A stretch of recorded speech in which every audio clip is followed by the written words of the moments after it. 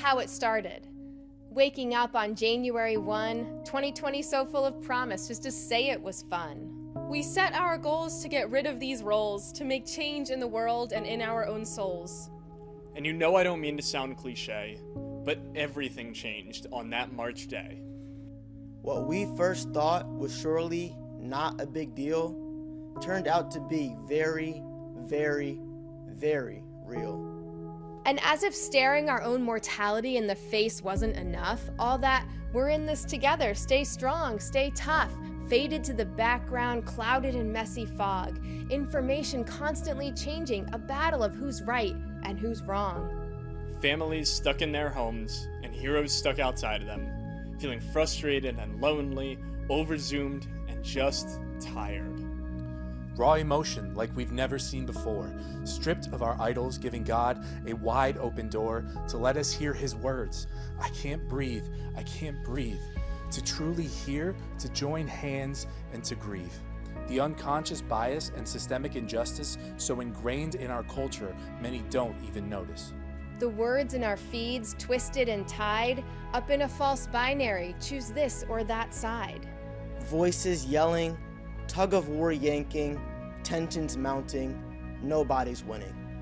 Pushed and pulled to the point where we break, wondering if this is all just a nightmare from which we'll awake. Currents of anxiety swirling and whirlpooling inside, pulsing their way to dark corners where our deepest fears hide. Current events flow like a series of pricks that can't seem to be medicated with a never-ending newsfeed or Netflix. Peace.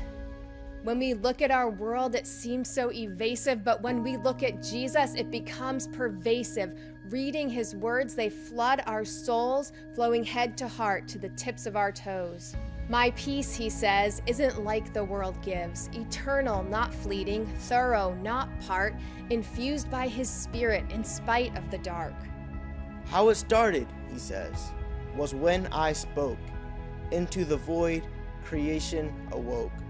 The light of the sun, the moon, and the stars, a promise to bring to himself all those near and those far. To his peace, to his rest, to quiet trust in his faithfulness. And with darkness still looming, he came to a manger, so peace and our hearts would no longer be strangers. Peace. This calm we have found doesn't come from around, doesn't show up on a social media screen, a Twitter feed, or from the nightly news team.